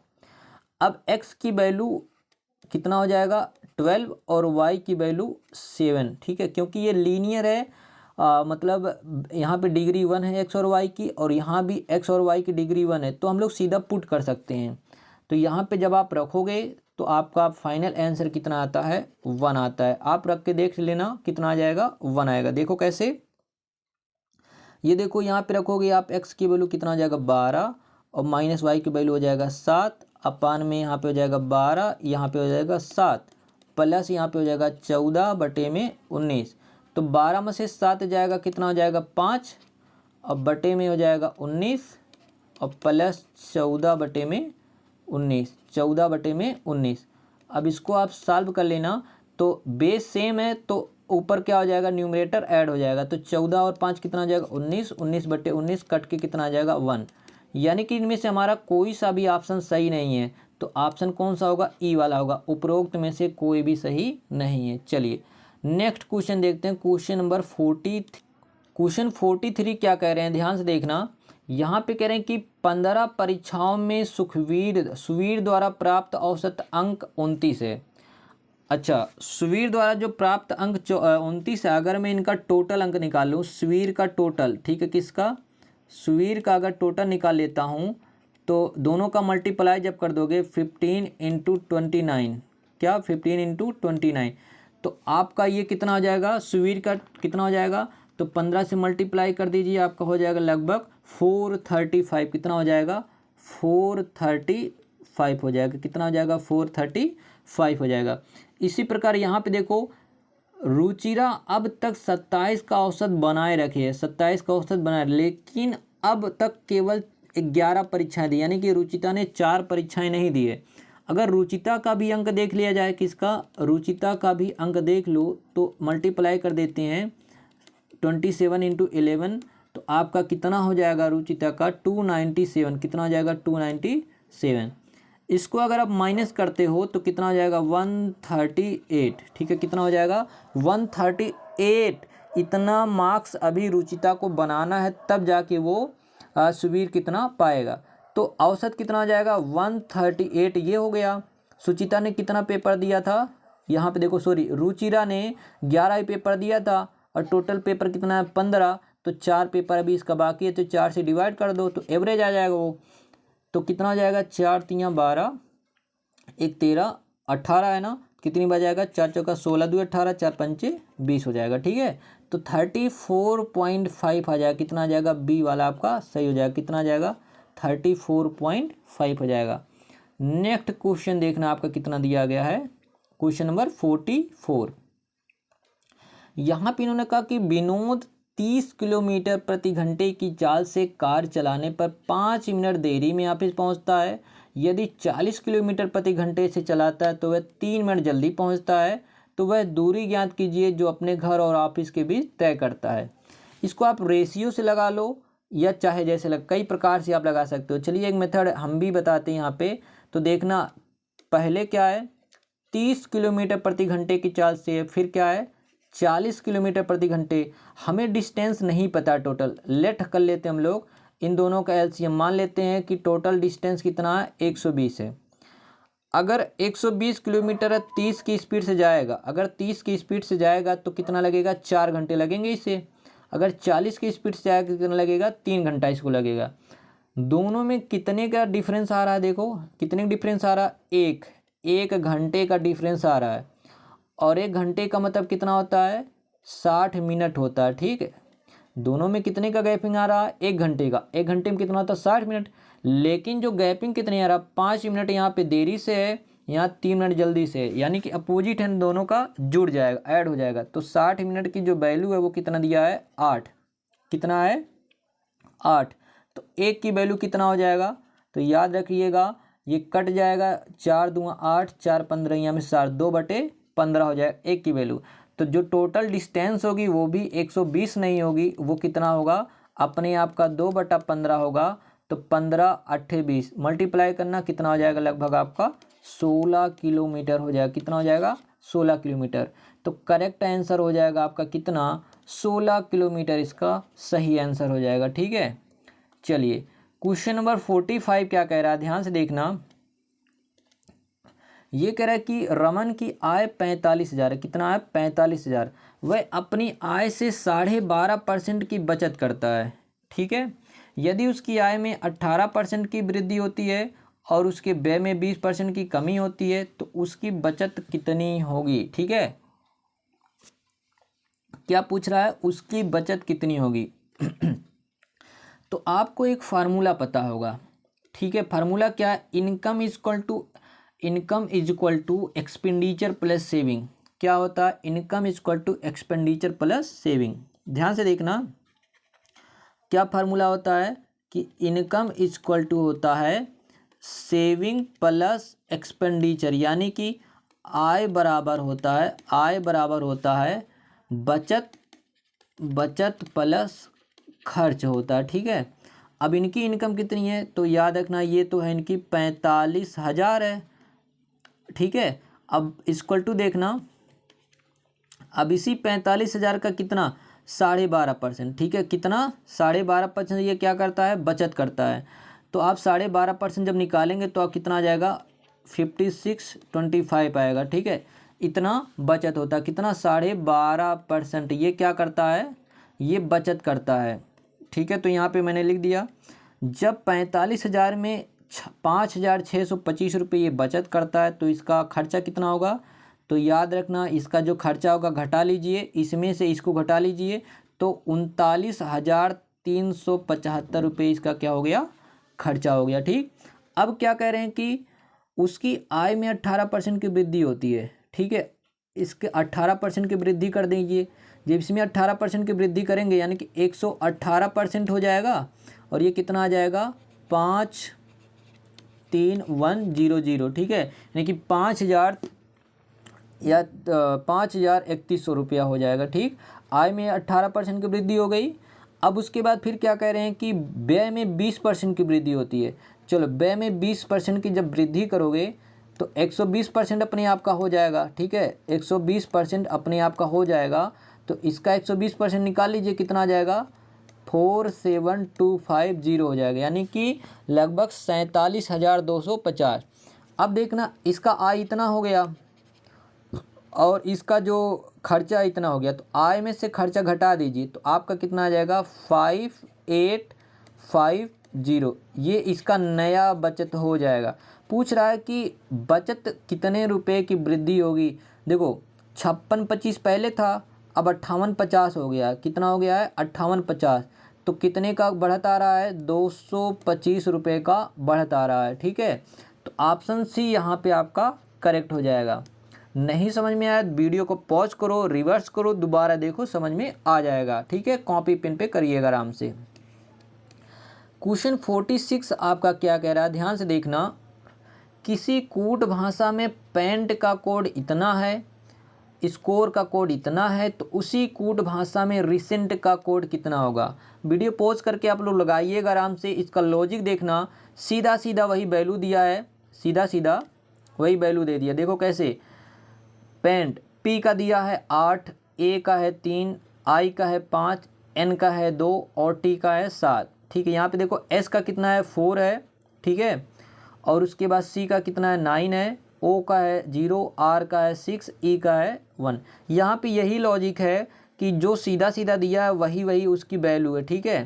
तो यहाँ पे सबसे पहले देखना क्या आर, तो आर का कोड कितना है, देखो क्या दिया है यहाँ पे आर है, तो आर यहाँ पे आर का कोड कितना है 6 है, आर का कोड 6, इसमें है 6 स्टार्टिंग में, नहीं तो ये ख़त्म, ये ऑप्शन भी ख़त्म, ये भी 2 ऑप्शन बच रहा है ना। अब फिर देखो ई है, ई का कोड कितना है, ई का कोड है यहाँ पे 1, देखो यहाँ पे 1 नहीं है दूसरे नंबर पे, तो ये ख़त्म। तो हमारा बचा कौन सा, यही वाला है। आप लोग मैच करा लीजिएगा, आपका यही ऑप्शन आ जाएगा। देखो आगे सी, और सी का कितना है 9 है, तो यहाँ पे देखो क्या दिया गया है 9 दिया गया। ये आपका ऑप्शन नंबर डी करेक्ट हो जाएगा। तो बहुत इजी था। इसी में देखना जो क्वेश्चन नंबर 47 है, इसमें क्या कह रहे हैं कि 4 अक्षर समूह सूचीबद्ध किए गए हैं, इनमें से 3 किसी तरह से संगत, मतलब 3 समान है और 1 असमान है। असंगत का चयन करिए कि 3 एकदम सेम, जैसे सेम लॉजिक पर हैं और 1 डिफरेंट लॉजिक पे, वही हमको पहचान करना है।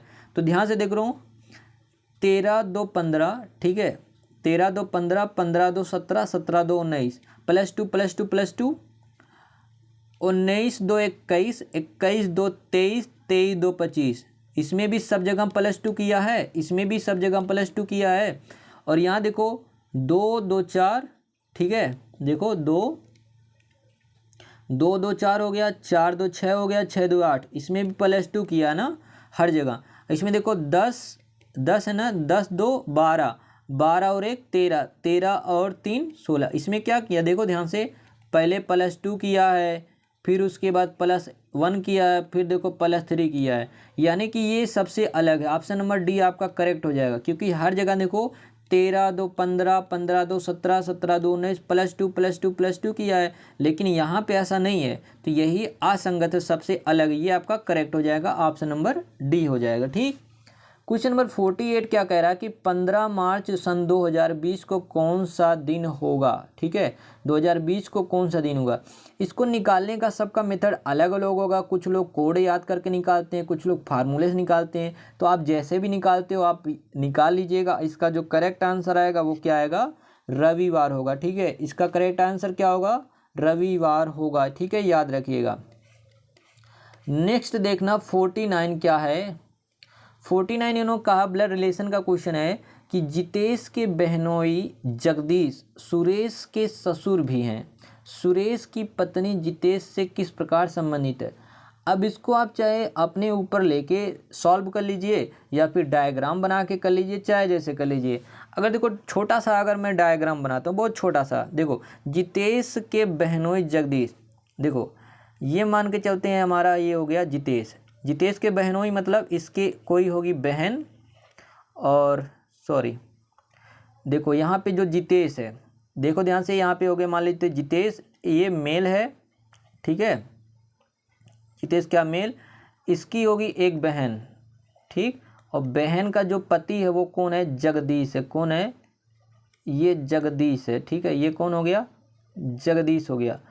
अब ये जगदीश इसका बहनोई हो गया। सुरेश के ससुर हैं, ये जगदीश कौन है, सुरेश का ससुर है। तो देखो यहाँ पे मान लेते हैं ये सुरेश हो गया। कौन हो गया, सुरेश हो गया। सुरेश की एक बीबी होगी, कौन होगी, एक बीबी होगी, और इस बीबी का जो पिताजी होगा वही तो ससुर होगा। अब देखो यहाँ पे कैसे रिलेशन निकालते हैं हम लोग। सुरेश की पत्नी जितेश से कैसे संबंधित है। देखो सुरेश की पत्नी जितेश से पूछ रहा है ना, तो ये देखो ये इसके पापा हो गए, पापा की जो पत्नी, ठीक है, वो क्या होगी, मम्मी, और मम्मी के भाई क्या हो जाएंगे, मामा। यानी कि ये जो लेडीज है वो क्या लगेगी, भांजी लगेगी। यानी कि सुरेश की पत्नी यही है, वो जितेश की क्या लगेगी, भांजी। और यहाँ ऑप्शन में कहीं पे है नहीं, तो आपका ऑप्शन कौन सा हो जाएगा, ई वाला आपका सही हो जाएगा। ठीक है, 49 का आपका ई सही हो जाएगा। अब देखना क्वेश्चन नंबर 50 क्या दिया गया है यहाँ पे, कथन निष्कर्ष वाला। देखो कथन क्या कह रहा है, ध्यान से देखना, कि सभी आलू टमाटर हैं। क्या कह रहे हैं कि सभी आलू टमाटर हैं। ठीक है, इसको आप बना सकते हो ऐसे, सभी आलू क्या हैं, टमाटर है। ठीक, चलो फिर कह रहे हैं कि सभी टमाटर बैगन है। सभी टमाटर क्या हैं, बैगन है, और सभी बैगन क्या हैं, प्याज है। ठीक है, सभी बैगन क्या हैं, प्याज है। यहाँ पे मैंने लिख दिया प्याज।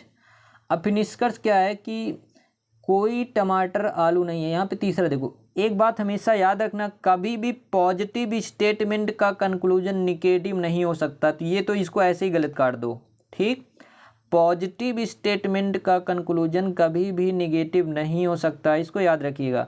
तो तीसरा वाला तो ऐसे खत्म हो गया, बचा पहला वाला। देखो कुछ प्याज आलू हैं, तो प्याज यहाँ पे है तो बाहर से अंदर की तरफ हो जाता, तो ये तो पहला करेक्ट हो जाएगा, प्याज आलू हो सकता है। ठीक, सभी टमाटर आलू, अब टमाटर आलू है, सभी टमाटर बाहर से अंदर की तरफ, सभी वाला करेक्ट नहीं होता, केवल कुछ करेक्ट होता है। ठीक है, तो ऑप्शन नंबर एक केवल सही है, तो ऑप्शन नंबर एक केवल सही है आपका। ठीक है, तो आप यही सही लगाएंगे, कौन सा, ऑप्शन नंबर ए, यानी कि आपका सी वाला करेक्ट हो जाएगा। कौन सा सही होगा, ये सी वाला करेक्ट हो जाएगा। ठीक है, चलिए अब देखिए इंग्लिश का पार्ट आ गया। इंग्लिश का पार्ट आप लोग वीडियो पॉज करके बढ़िया से पैराग्राफ पढ़ लीजिए, हम आंसर बता दे रहे हैं इसका।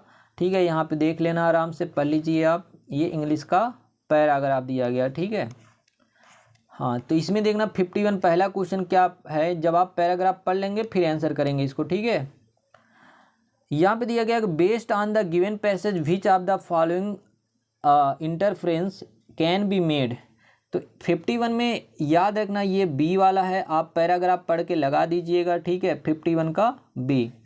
और 52 की जब हम लोग बात करते हैं 52, ठीक है, 52 में याद रखना आपका जो भी क्वेश्चन दिया गया है वहाँ पे 52 का सी वाला करेक्ट था, और यहाँ पे 53 53 में यहाँ पे क्या है कि select the word which means the same as the group of word is given.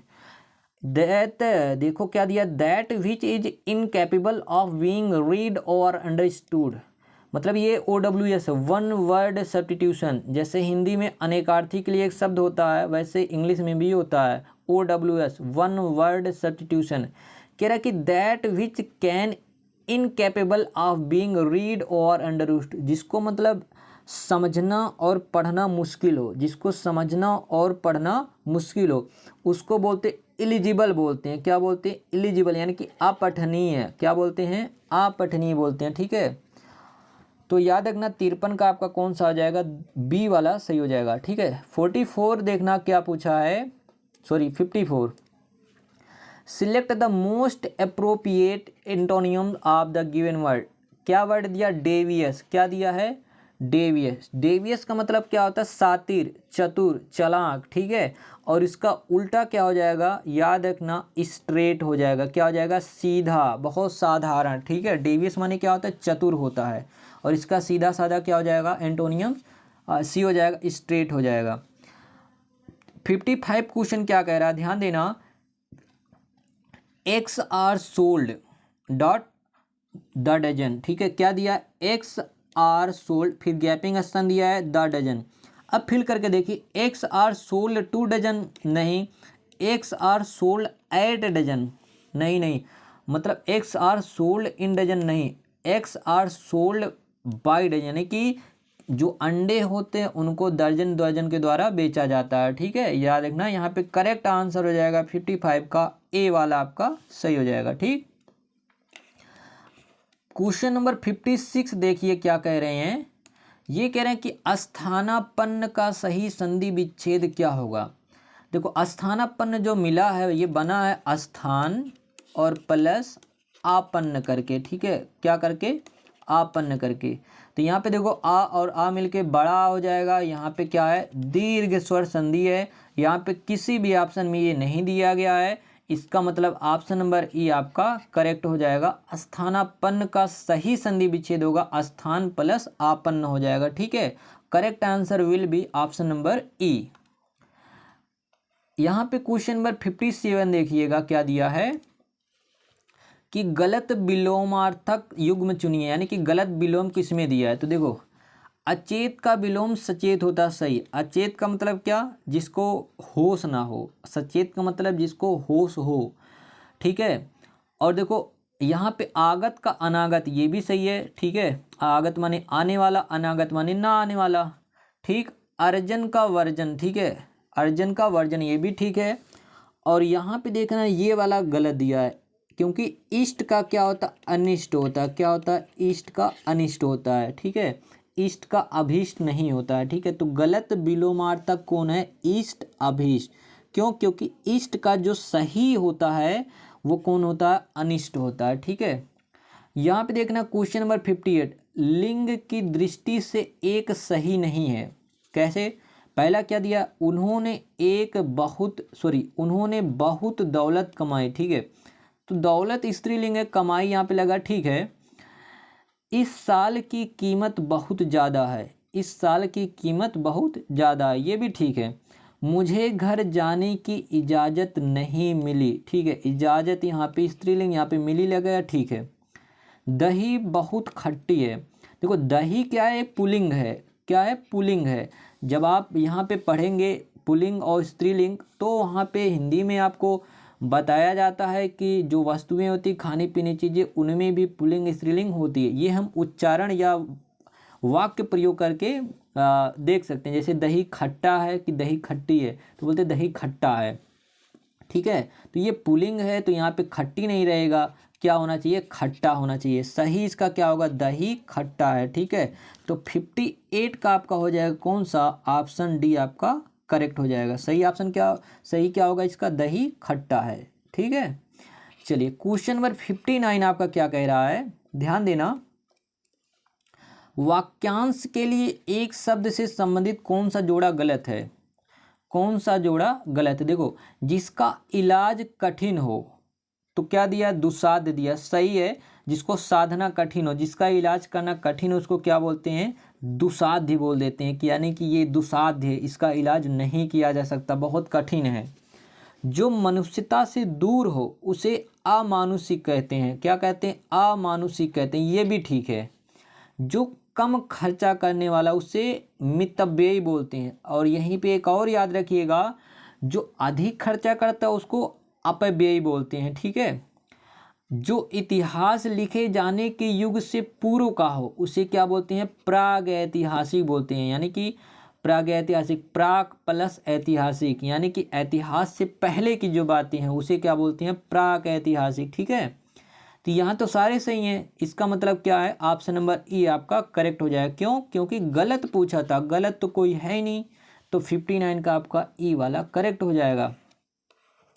देखो क्वेश्चन नंबर 60 क्या कह रहे हैं, ये कह रहे हैं कि इनमें से कौन से कवि अष्टछाप में सम्मिलित नहीं है। इनमें से कौन से कवि अष्टछाप में सम्मिलित नहीं है। तो याद रखिएगा क्वेश्चन नंबर 60 का हो जाएगा हरिदास। हरिदास जो अष्टछाप के कवि में नहीं है। तो कौन कौन है, तो याद रखिएगा, एक है आपके कुंभन दास, ठीक है। कुंभन दास के बाद है सूरदास, सूरदास के बाद एक परमानंद दास हैं, और कृष्णदास हैं, और नंदन दास हैं, और एक आपका कौन है, छीतर स्वामी है, छीतर स्वामी है, और गोविंद स्वामी है, ठीक है। इसी प्रकार 8 कवियों का एक ग्रुप होता है, ठीक है। 8 कवि होते हैं जिसे अष्टछाप के कवि कहा जाता है। तो इनमें हरिदास जी नहीं आते हैं, ठीक है, याद रखिएगा। तो चलिए आगे बढ़ते हैं क्वेश्चन नंबर 61 की तरफ। किसकी तरफ, 61 की तरफ। अब यहाँ पे देखो पैसेज दिया है, पैसेज आराम से स्क्रॉल कर रहे हैं हम, आप पढ़ लीजिएगा पैसेज क्या दिया गया है, और हम लोग डायरेक्ट आंसर क्वेश्चन की तरफ चलते हैं। दोस्तों जो इसमें यूपी SSC पेट में मैक्सिमम जो हिंदी के पैसेज आते हैं, अगर आपके पास कॉमन सेंस है तो आप मैक्सिमम ये क्वेश्चन ऐसे भी कर सकते हैं बिना पैसेज पढ़े भी, लेकिन आप एक बार ज़रूर पढ़ लीजिएगा। जैसे पहला क्वेश्चन क्या दिया है, गद्यांश में कायर किसको माना गया है। पहला ऑप्शन है जो अपेक्षित परिश्रम से डरकर भाग कर आश्रय ले, युद्ध में जो शत्रु को पीठ दिखाकर भाग जाए, जो पड़ोसी के ललकारने पर घर के अंदर छिप जाए, ठीक है। और यहाँ पे जो मेहनत करने से पीछे ना हटे, उपयुक्त में से कोई नहीं। तो 61 यहाँ पे जो दिया गया है, देखो जो अपेक्षित परिश्रम से डरकर भाग्य का आश्रय ले उसे ही क्या कहते हैं, कायर। अब गद्यांश पढ़ेंगे उसमें आपको मिल जाएगा। गद्यांश में ये कहा गया है कि जो भी व्यक्ति अपेक्षित परिश्रम से डरकर भाग्य का सहारा लेता है, ऐसे व्यक्ति को क्या कहा गया है, कायर कहा गया है, ठीक है। गद्यांश में ये बात कही गई, आप पढ़िएगा आराम से मिल जाएगा आपको, ठीक। क्वेश्चन नंबर 62 आपका क्या कह रहा है, ध्यान दीजिएगा। 62 में है भाग्य को कौन लोग दोष देते रहते हैं। यानी कि कौन लोग हैं जो मेहनती नहीं होंगे, परिश्रम करेंगे, फल नहीं मिलेगा तो भाग्य को दोष देने लगते हैं। यहाँ पे 62 का अगर आप देखेंगे ऑप्शन नंबर 1 क्या दिया गया है, जो प्रयत्न के अभाव में फल ना मिल पाने के कारण बचाव का बहाना खोजते हैं, ठीक है। कि भाई परिश्रम किया, फल नहीं मिला, और उसके बाद वो क्या करते हैं, बचाव का बहाना खोजते हैं, और फिर क्या होते हैं, भाग्य का दोष देते हैं। 62 का आपका ए वाला करेक्ट हो जाएगा। पैसेज आप पढ़ेंगे ये आपको मिल जाएगा, ठीक है। उसके बाद देखना 63 में क्या पूछा है। 63 में क्या है, परिश्रम शब्द की कौन सी व्याकरणिक इकाई है। तो परिश्रम एक प्रकार की क्या है, संज्ञा है, ठीक है। और कैसी है, भाववाचक संज्ञा है। परिश्रम कैसी संज्ञा है, भाववाचक संज्ञा है, ठीक है। क्वेश्चन नंबर 64 देखना क्या पूछा है। यहाँ पे इन्होंने पूछा है कि जब हम अपना चिंतन केवल भाग्यवाद को आधार मानकर करते हैं तब क्या होता है। ध्यान देना, जब हम अपना चिंतन केवल भाग्यवाद को सारा मान के करते हैं तो ऐसी स्थिति में हमें जो है ध्यान देना, लक्ष्य की प्राप्ति के लिए अपेक्षित प्रयत्न नहीं करते हैं और असफल होते हैं। क्योंकि जाहिर सी बात है, जो व्यक्ति कर्म नहीं करेगा, मतलब केवल भाग्य के भागे बैठे रहेगा, तो क्या वो प्रयत्न नहीं करेगा, और जब प्रयत्न नहीं करेगा तो क्या होगा, असफल ही होगा। ये भी पैराग्राफ में आपको मिल जाएगा आंसर। 65 देखना क्या है, इन्होंने पूछा 65 में क्या, जीवन में भाग्य का फल किसको मिलता है, जीवन में भाग्य का फल किसको मिलता है। तो 65 का आप याद रखिएगा सी वाला, जो परिश्रम की चाबी के साथ भाग्य की चाबी मिलाकर सफलता का ताला खोलने का प्रयास करता है। यानी कि परिश्रम के साथ साथ भाग्य दोनों को साथ ले चल के और वो भाग्य का ताला खुलता है। ठीक है, उसे क्या कहते हैं, ध्यान देना, भाग्य का फल उसी को मिलता है। कब, जब जीवन में परिश्रम के साथ साथ भाग्य दोनों की चाबी मिला के साथ चला जाता है तो उसे भाग्य का फल जरूर मिलता है। ठीक है, ऐसा पैसेज में बोला गया है। ठीक है, तो आपका सी वाला करेक्ट हो जाएगा। अब देखना नेक्स्ट है 66 से 70, ये फिर पैराग्राफ दिया गया, आप लोग पैराग्राफ पढ़ लीजिएगा अच्छे से। ठीक है, चलो तो हम लोग क्वेश्चन पे आते हैं डायरेक्ट। देखो क्वेश्चन क्या दिया गया है, क्वेश्चन दिया गया 66, मानवता कब खिल उठती है। क्या पूछा है, मानवता कब खिल उठती है। ध्यान देना, पैराग्राफ में आप पढ़ोगे कि जब पिछड़ों को सहारा दिया जाता है, जब पिछड़ों को सहारा दिया जाता है तो क्या होती है, मानवता खिल उठती है, ऐसा पैराग्राफ में दिया गया है। ठीक है, आप पढ़ेंगे आपको मिल जाएगा। क्वेश्चन नंबर 67 देखना क्या है, इन्होंने पूछा आध्यात्मिक शब्द में क्रमशः उपसर्ग, मूल शब्द और प्रत्यय, मतलब तीनों को अलग करना है। तो यहाँ पे याद रखना आध्यात्मिक में क्या है, अधि प्लस आत्म प्लस इक है। ठीक है, आध्यात्मिक हो जाएगा। ठीक है, याद रखना 67 का ए वाला। क्वेश्चन नंबर 68 आपका क्या दिया है, ध्यान देना, स्वामी विवेकानंद इस बात को समझते थे और अपने आचार विचार में अपने समय से बहुत आगे थे। वाक्य किस प्रकार का, देखना, स्वामी विवेकानंद इस बात को समझते थे, अब यहाँ पे देखो जब को जोड़ने वाला आ गया और, ठीक, अपने आचार विचार में अपने समय से बहुत आगे, दो वाक्यों के यहाँ पे देखो संयुक्त किया गया। ठीक है, क्या किया गया, जोड़ा गया, तो ये कैसा हो जाएगा, संयुक्त वाक्य हो जाएगा। ठीक है, 68 का आपका कौन सा हो जाएगा, सी वाला करेक्ट हो जाएगा। देखना 69 क्या कहा इन्होंने, 69 में इन्होंने कहा है कि भाई गद्यांश के अनुसार धर्म संप्रदायों के विषय में विवेकानंद का विचार था कि, क्या विचार था उनकी, कि भाई केवल हिंदू धर्म की पूजा पद्धति, ठीक है, सही है, ये था कि दूसरा सभी धर्म समान हैं और धर्म संप्रदायों की अनेक रूपता जायज़ और स्वाभाविक है, या हिंदुओं को भारत में रहना और अपना धर्म पालन करने का अधिकार है, भारत में केवल एक धर्म का पालन होना चाहिए या इनमें से कोई नहीं। तो विवेकानंद का विचार क्या था, तो 69 का ए था, केवल हिंदू धर्म की पूजा पद्धति सही है, विवेकानंद जी का विचार था धर्म संप्रदायों के विषय में। क्वेश्चन नंबर 70 देखना क्या है, इन्होंने कहा है कि हमारे धार्मिक और आध्यात्मिक विकास के लिए क्या प्राण घातक होगा, क्या प्राण घातक होगा, तो भारत जैसे देश में किसी एक धर्म का पालन, भारत जैसे देश में किसी एक धर्म का पालन, ऐसा पैसेज में उन्होंने कहा है। ठीक है, याद रखिएगा। चलो अब हम लोग आते हैं क्वेश्चन नंबर, देखो ये सब डीआई का क्वेश्चन है, वो सब कराया नहीं जा सकता है, थोड़ा सा क्वेश्चन नंबर 91 की ओर देखते हैं। ठीक, क्वेश्चन नंबर 91 में क्या है, देखो डीआई का क्वेश्चन है, प्रैक्टिस सेट आप लोग वहाँ पे कर लेंगे क्योंकि ग्राफ पूरा आएगा नहीं स्क्रीन पे, इसलिए इसको लीव कर दे रहे हैं। ठीक है, चलो यहाँ पे देखना 91 में क्या है, कौन सा राज्य स्वतंत्रता के बाद समान नागरिक संहिता लागू करने वाला पहला राज्य है, तो वो कौन सा राज्य था, तो उत्तराखंड था। कौन सा था, उत्तराखंड। उत्तराखंड यूसीसी बोले तो यूनिफॉर्म सिविल कोड, समान नागरिक संहिता अनुच्छेद 44 में इसकी बात किया गया। ठीक है, उत्तराखंड लागू करने वाला पहला राज्य था।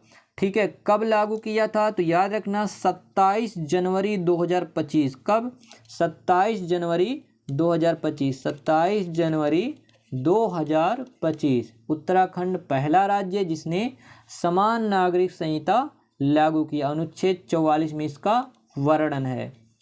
क्वेश्चन नंबर 92 देखो क्या कह रहे हैं, कि 26 जनवरी 2025 को भारत के 76वें गणतंत्र दिवस पर मुख्य अतिथि के रूप में किस देश के राष्ट्रपति शामिल हुए थे? तो याद रखना, इंडोनेशिया के राष्ट्रपति थे, और इंडोनेशिया की राजधानी क्या है? जकार्ता। राष्ट्रपति कौन थे? Prabowo Subianto. कौन थे? Prabowo Subianto. ठीक है, याद रखना, प्रबोवो सुबियांतो। ठीक है, प्रबोवो सुबियांतो याद रखना। इंडोनेशिया के राष्ट्रपति मुख्य अतिथि के रूप में बुलाए गए थे। क्वेश्चन नंबर ध्यान देना 93 में इन्होंने क्या कहा कि वर्ष 2024 में मेजर ध्यानचंद खेल रत्न पुरस्कार के लिए किसे चुना गया था? तो मनु भाकर, हरमनप्रीत और डी गुडाकेश और प्रवीण, ये सबको चुना गया था। ठीक है, उपरोक्त सभी डी वाला आपका करेक्ट हो जाएगा। ध्यान देना, जो मनु भाकर थी इनको क्यों दिया गया था? तो निशानेबाजी में। ठीक है, किस में दिया गया था? इनको निशानेबाजी में दिया गया था। हरमनप्रीत को क्यों दिया गया था? तो याद रखना, इनको हॉकी के क्षेत्र में दिया गया था। डी गुडाकेश कौन है? डी गुडाकेश इनको शतरंज में दिया गया था। और एक प्रवीण है, इनको क्या इसमें दिया गया था? पैरा एथलेटिक्स में। ठीक है, पैरा एथलेटिक्स में। ठीक है, याद रखना। तो ऑप्शन डी आपका करेक्ट हो जाएगा। 94 में आपसे क्या कह रहे हैं? ध्यान देना, 94 में कह रहे हैं कि 15 जनवरी 2025 को भारत के प्रधानमंत्री नरेंद्र मोदी ने कहां पर 2 सैनिक जहाज और एक पनडुब्बी राष्ट्र को समर्पित किया है? तो कहां पे समर्पित किया है? तो मुंबई में। कहां पे? मुंबई में। इन तीनों का नाम क्या था? तो याद रखना, INS सूरत। क्या था? INS सूरत। INS कौन कौन सा था? INS सूरत, और एक INS नीलगिरी। कौन था? INS नीलगिरी। और एक कौन था? INS वाघसीर था। वाघसीर था। तो इन तीनों को क्या किया गया? भारतीय नौसेना में शामिल किया गया, और तीनों के तीनों क्या थे? स्वदेशी हैं। तो याद रखना, प्रधानमंत्री नरेंद्र मोदी द्वारा 2 नौसैनिक जहाज और एक पनडुब्बी राष्ट्र को कहाँ समर्पित किया गया? तो मुंबई में। कौन कौन सा था? INS सूरत, नीलगिरी, वाघसीर। ठीक है, तीनों स्वदेशी हैं, इसको नौसेना में शामिल किया गया। ठीक है, चलिए क्वेश्चन नंबर 95 आपका क्या कह रहा है? ध्यान देना, 13 जनवरी 2025 को प्रधानमंत्री ने किस राज्य में जेड मोड़ सुरंग का उद्घाटन किया? तो ये कहाँ किया इन्होंने? जम्मू कश्मीर में। कहाँ किया था? जम्मू कश्मीर में, 13 जनवरी 2025 को। ये कश्मीर और लद्दाख के बीच। कहाँ? कश्मीर और लद्दाख के बीच में है। ये 2 लेन का है। क्या है? 2 लेन का है, और 6.5 किलोमीटर इसकी टोटल लंबाई है। ठीक है, याद रखिएगा, सी आपका करेक्ट आंसर हो जाएगा। 96 क्वेश्चन आपसे क्या कह रहा है कि हाल ही में किस देश ने विश्व स्वास्थ्य संगठन और पेरिस जलवायु समझौते से बाहर होने की घोषणा की है? तो ये कौन सा कंट्री है? USA है। इसने क्या किया है? पेरिस जलवायु समझौते से बाहर होने की घोषणा किया है। ठीक है, तो ऑप्शन नंबर कौन सा हो जाएगा? डी करेक्ट हो जाएगा। 97 में देखना क्या है? 97 में हाल ही में क्वाड विदेश मंत्रियों का सम्मेलन कहाँ आयोजित किया गया? तो क्वाड विदेश मंत्रियों का जो सम्मेलन है वो कहाँ आयोजित किया गया है? तो याद रखना, आपका कौन सा है? 97, इसका हो जाएगा संयुक्त राज्य अमेरिका। ठीक है, USA में इसका आयोजन किया गया है 21 जनवरी 2025 को। कब किया गया? 21 जनवरी 2025 को किया गया। ठीक है, इसमें भारत, जापान और अमेरिका शामिल है। क्वेश्चन नंबर 98 आपका क्या कह रहा है? ध्यान देना, एक भारत श्रेष्ठ भारत कार्यक्रम के तहत उत्तर प्रदेश और मणिपुर के बीच कितने वर्ष के लिए समझौता किया गया? तो 3 वर्ष के लिए किया गया। कितने वर्ष के लिए किया गया है? याद रखना, 3 वर्ष के लिए किया गया है। ठीक है, कौन सा हो जाएगा? सी वाला आपका करेक्ट हो जाएगा। नेक्स्ट देखना क्वेश्चन नंबर 99 क्या कह रहे हैं कि सरकार ने प्रधानमंत्री फसल बीमा योजना और पुनर्गठित मौसम आधारित फसल बीमा योजना की समय सीमा को कब तक लिए बढ़ाने का फैसला किया था। तो 99 का जो आपका करेक्ट है वो आपका है ऑप्शन नंबर ए 2025-26 तक। प्रधानमंत्री फसल बीमा की जो शुरुआत है वो कब हुआ था 2016 में। किसकी शुरुआत कब हुई थी? फसल बीमा की शुरुआत 2016 में इसकी शुरुआत हुई थी। लास्ट क्वेश्चन देखना आज का क्या है, 100 नंबर क्या कह रहे हैं कि हाल ही में जनवरी माह में प्रधानमंत्री ने भारत के जैव प्रौद्योगिकी अनुसंधान के लिए किस प्रोजेक्ट का शुभारंभ किया है? किस प्रोजेक्ट का शुभारंभ किया है? तो याद रखना यहाँ पे जो दिया गया है जीनोम इंडिया प्रोजेक्ट। कौन सा प्रोजेक्ट है? Genome India project. इसका उद्घाटन प्रधानमंत्री जी ने कहाँ किया? तो याद रखना प्रौद्योगिकी अनुसंधान के लिए। ठीक है, तो 100 नंबर क्वेश्चन का जो आंसर करेक्ट हो जाएगा वो है आपका ए। ठीक है, तो इस प्रकार हमने यूपी SSSC पेट के लिए मोस्ट इंपॉर्टेंट क्वेश्चन जो कि एक्सपेक्टेड है आ सकता हो हमने बहुत अच्छे से कंप्लीट किया। वीडियो आपको कैसा लगा नीचे कमेंट बॉक्स में ज़रूर बताइएगा। मिलते हैं तब तक अगले वीडियो में। Thank you.